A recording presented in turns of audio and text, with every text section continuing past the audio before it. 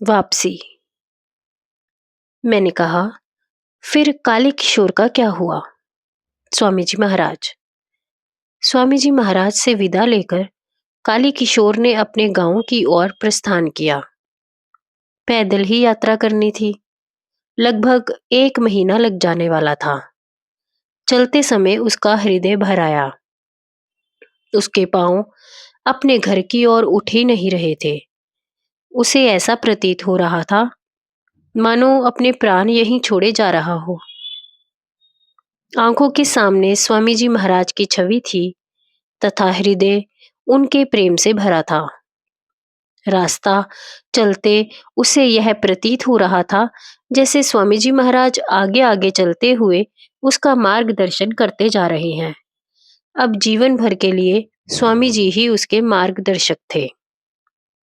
एक और काली किशोर को अपनी मूर्खता के कारण ग्लानि थी, तो दूसरी ओर स्वामी जी महाराज की कृपा प्राप्ति के कारण हृदय उत्साह तथा उमंग से भरपूर था। बार बार उसका मन गुरु चरणों में झुक जाता था। इसी प्रकार स्वामी जी महाराज की मधुर स्मृतियां हृदय में संजोए काली किशोर एक गांव में ठहरा। भिक्षा से अपना पेट भरने के पश्चात एक धर्मशाला में जाकर रुक गया।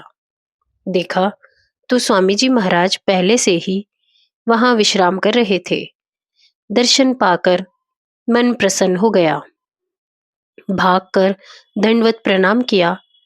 जब प्रणाम करके उठा तो कहीं भी स्वामी जी महाराज नहीं थे।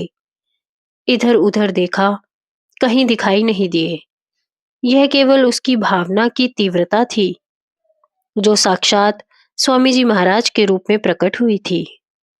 काली किशोर सुबक सुबक कर रोने लगा। हे गुरुदेव, आप मुझे छोड़कर कहाँ चले गए?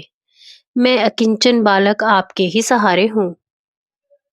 काली किशोर रोता जाता था तथा पृथ्वी पर लोटपोट होता था।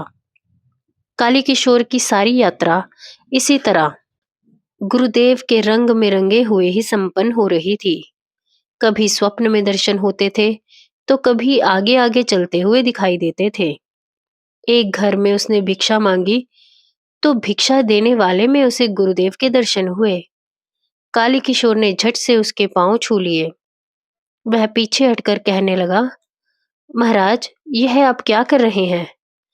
तब काली किशोर को होश आया। इसी तरह एक बार वह जा रहा था कि कुछ दूरी पर उसे गुरुदेव टहलते हुए दिखाई दिए। वह भाग कर गया तो एक पेड़ से टकरा गया। गुरुदेव तो कहीं नहीं थे, किंतु उसके माथे पर चोट लग गई। स्वामी जी महाराज की स्मृतियों को हृदय में धारण किए हुए ही काली किशोर की यात्रा हो रही थी। वह महानदी के तट पर बसे कंठेलू गांव में पहुंचा। एक घर में उसने भिक्षा मांगी। घर स्वामी ने कहा, पंडित जी, आपको यहाँ ठहरना हो तो एक धर्मशाला है, मैं चलकर आपको दिखा सकता हूँ। काली किशोर ने कहा, नहीं, धर्मशाला की आवश्यकता नहीं। आती बार मैंने महानदी के तट पर एक गुफा देखी है, वहीं जाकर ठहरूंगा। यह सुनते ही घर मालिक का मुंह खुले का खुला रह गया। उसने आश्चर्यचकित होकर कहा, क्या कहा? गुफा में ठहरेंगे? अरे महाराज, वहां मत ठहरिए, वह गुफा बहुत भयानक है। काली किशोर, क्या भयानकता है? घर मालिक, वह भूतवासा है। हम लोग तो डर के मारे रात को उधर जाते भी नहीं। अमावस्या की रात को वहां बहुत उधम होता है। कई मिसालें जलती दिखाई देती हैं। खूब रोना गाना चिल्लाना नाचना होता है। हम दूर से ही गांव में बैठे सुना करते हैं। काली किशोर थोड़ी देर के लिए सोच में पड़ गया। फिर गुरुदेव का ध्यान आया तो मन में उत्साह भर गया। बोला, कोई बात नहीं, हम वहीं ठहरेंगे। घर मालिक, आप रात के लिए खाना अभी साथ लेते जाएं। हम उधर रात में नहीं जाएंगे। एक लैंप भी ले जाइए। भगवान आपकी रक्षा करे। काली किशोर तथा 2 अन्य व्यक्ति गुफा की ओर चले। गुफा पर पहुंचकर दोनों ने कहा, आप हमारी बात मानिए, यह भूतवासा है। रात को कई प्रकार की आवाजें आती हैं। आप यहाँ रहने का हठ छोड़ दें। काली किशोर, आप लोग मेरी चिंता ना करें, मुझे कुछ नहीं होगा। दोनों चले गए। काली किशोर कुछ देर नदी किनारे घूमता रहा, फिर गुफा में आकर अपना आसन बिछाकर साधना में बैठ गया।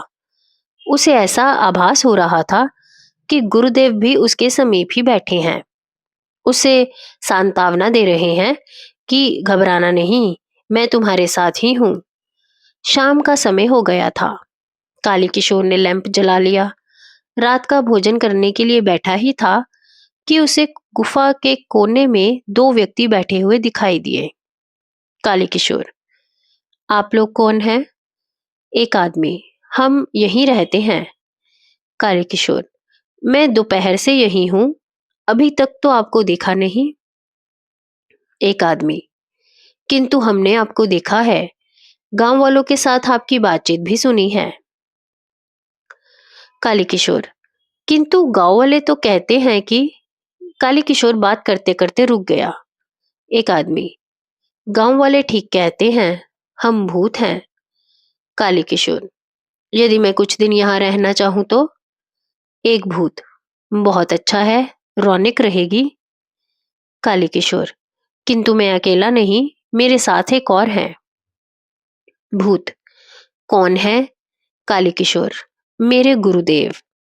एक भूत, हमको तो कहीं दिखाई नहीं देते। काली किशोर, किंतु मुझे दिखाई देते हैं। एक भूत, क्या आपके गुरुदेव की अवस्था इतनी सूक्ष्म है कि वह भूतों को भी दिखाई नहीं देते? काली किशोर, जहां तक कल्पना की जा सकती है उससे भी अधिक सूक्ष्म स्तर पर हैं। किंतु यदि मैं रहा तो आप लोगों ने मुझे परेशान किया तो? एक भूत, हमने अभी तक किसी को परेशान नहीं किया। काली किशोर, फिर गांव वाले आपसे भयभीत क्यों हैं? एक भूत, गांव वाले हमसे नहीं, अपने मन के भूत से भयभीत हैं। काली किशोर, किंतु आप रोते चिल्लाते हो, गांव वाले सुनते हैं, तो रात को इधर नहीं आते। एक भूत, अंततः हम भूत हैं, यदि हम रोएं चिल्लाएं भी नहीं तो क्या करें, करने के लिए काम तो हमें भी चाहिए। काली किशोर, तो फिर क्या मैं यहाँ रह सकता हूँ? एक भूत, हमें इसमें कोई आपत्ति नहीं, ना हम आपको परेशान करेंगे, ना आप हमें परेशान करना। हम देख रहे हैं कि आप भजन भाव करने वाले हैं, कुछ तो लाभ हमें भी मिलेगा ही। काली किशोर साधन में बैठ गया। दोनों भूत दूर बैठे देखते रहे। अकस्मात काली किशोर के कानों में आवाज आई, पंडित जी। काली किशोर ने आंखें खोली तो दोनों भूत सामने खड़े थे। किंतु यह क्या, देखकर काली किशोर का कलेजा धक धक कर उठा। दोनों भूतों के पांव नहीं थे। काली किशोर, आप लोगों के पांव क्या हुए? एक भूत, आप भूल गए हो कि हम भूत हैं, हमें पांव क्या करने हैं, कहीं जाना हो तो उड़कर चले जाते हैं, चलने की आवश्यकता पड़े तो भी बिना पांव के चल लेते हैं। अच्छा, अब हम बाहर जाते हैं, आप भजन करो। रात गहराती जा रही थी। काली किशोर ध्यान में डूबा था कि सहसा गुफा के बाहर से रोने चिल्लाने की आवाजें आने लगी। बीच बीच में कभी कभी अट्टहास भी उदय होकर वातावरण को कंपा जाता था। काली किशोर का ध्यान भंग हो गया। बाहर जाकर देखा तो दोनों भूत गुफा के सामने के पेड़ पर उछल कूद रहे थे। काली किशोर को आया देखकर दोनों शांत रहे।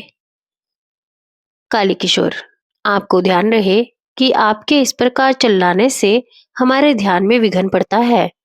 आप नीचे उतरो तथा गुफा में जाकर आराम से बैठ जाओ। दोनों भूत काली किशोर के पीछे गुफा में चले गए। प्रातःकाल गांव से दो व्यक्ति काली किशोर के लिए दूध लेकर आए। वे सोच रहे थे कि पता नहीं पंडित जी का रात को क्या हुआ होगा। काली किशोर नदी से स्नान करके आ रहा था। उसे सकुशल देखकर उन्हें संतोष भी हुआ तथा आश्चर्य भी। एक ने कहा, पंडित जी, रात कैसी बीती?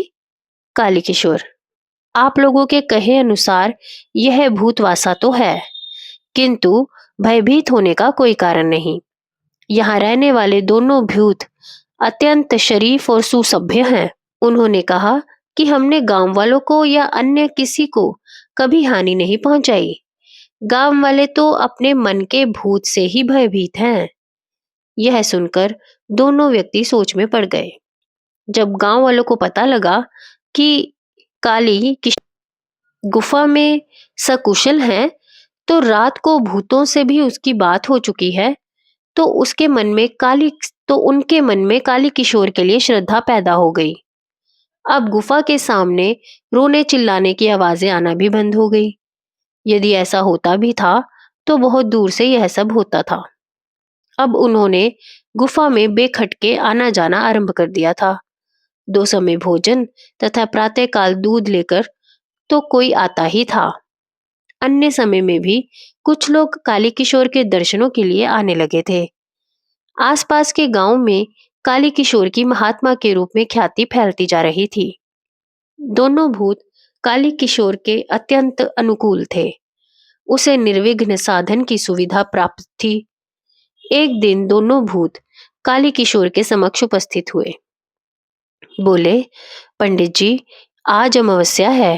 रात के आसपास के क्षेत्र में रहने वाले अन्य भूत भी यहाँ एकत्रित होते हैं। खाना पीना, नाचना गाना, रोना चिल्लाना सब करते हैं। आपको साधन में विघ्न तो नहीं होगा? काली किशोर, मैं भी बाहर बैठकर क्या आप लोगों का कार्यक्रम देख सकता हूँ?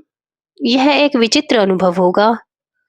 एक भूत, हमें कोई आपत्ति नहीं, हमें तो प्रसन्नता ही होगी। रात को काली किशोर को एक तरफ बिठा दिया गया। विभिन्न आकृतियों के भूत आए। कोई बहुत मोटे, कोई एकदम पतले, किसी का शरीर मुड़ा तुड़ा हुआ, तो कोई सींग की तरह एकदम लंबा। पहले खाना खाया, फिर देर रात तक रोते गाते नाचते रहे। बीच बीच में जोर जोर से हंसना या रोना चिल्लाना भी चलता रहा। सबके जाने के बाद दोनों भूत काली किशोर के समीप आए। आज दोनों बड़े भले मानुष दिखाई दे रहे थे। एक भूत, हम तो भूत हैं, साधन भजन कुछ नहीं कर सकते, किंतु आपको निरंतर साधन में तल्लीन देखकर हमें प्रसन्नता होती है। क्या आपके गुरुजी भी यहीं आपके पास हैं? काली किशोर, गुरुजी तो प्रतिक्षण हमारे साथ ही रहते हैं, उन्हीं की सब कृपा है। एक भूत, क्या वह बहुत सिद्ध पुरुष हैं? काली किशोर, हमारी मान्यता तथा अनुभव के अनुसार वह सिद्ध पुरुष ही हैं। एक भूत, क्या वह हमें इस योनि से मुक्ति दिला सकते हैं? इस पर काली किशोर कुछ विचार मग्न हो गया। उसने कहा, यह तो मुझे पता नहीं, किंतु मैं आपके लिए उनके समक्ष अवश्य प्रार्थना करूंगा। गुरुदेव बड़े दयालु हैं। काली किशोर को कंठेलू गांव में आए तथा इस गुफा में रहते 15-20 दिन हो गए थे। काली किशोर का साधन तथा त्याग वृत्ति से बहुत से लोग प्रभावित थे। अब तो वे उसे भूतवासे में रहते हुए भी देख रहे थे। काली किशोर लोगों से ज्ञान चर्चा करता तो उसमें भी प्रभु प्रेम एवं कर्तव्य परायणता टपकती हुई सी दिखाई देती। काली किशोर का मन भी वहां रमता जा रहा था। भूतों से भी उसे कुछ आसक्ति सी हो चली थी। उसके मन में भी यही भाव उदय हुआ कि इन भूतों की मुक्ति हो जाए तो अच्छा है। उसने साधन के समय गुरुदेव से प्रार्थना की, हे प्रभु, जीवों का कल्याण करना ही आपका स्वभाव है। यहाँ 2 भूत आपकी कृपा के आकांक्षी हैं। कभी कभी ऐसा प्रतीत होता है कि भूतों के रूप में कोई 2 दुखी आत्माएं हैं। आप तो दीन दयालु हैं। हे स्वामी, इन भूतों पर भी कृपा करें, इन्हें मुक्त करें। दूसरे दिन शाम को दोनों भूत तीव्र गति से काली किशोर के पास आए। कहने लगे, पंडित जी, हम आपके बड़े आभारी हैं। आपने इस भूत योनि से मुक्ति होने में हमारी सहायता की। आज आपके गुरुदेव के दर्शन हुए थे। गौर वर्ण, शरीर से खुले दंड कमंडल लिए हुए बोले, तुम्हारे पंडित जी, काली किशोर ने तुम्हारे लिए आग्रह पूर्वक प्रार्थना की है। हमें भी तुम्हारी स्थिति पर दया आ गई है। बहुत लंबा समय हो गया है तुम्हें भटकते हुए। अब इस पूर्णिमा को तुम इस योनि से मुक्त हो जाओगे। इतना कहकर दोनों भूतों ने प्रसन्नता से नाचना शुरू कर दिया। काली किशोर ने मन ही मन गुरुदेव का आभार माना। भूतों से भी अधिक उसे प्रसन्नता हो रही थी। थोड़ी देर के पश्चात काली किशोर के कुछ भक्त उसके दर्शनार्थ आ गए। उसने उन्हें भी यह बात कही। सबके मन में काली किशोर तथा उसके गुरुदेव के प्रति श्रद्धा उमड़ आई। जय गुरुदेव।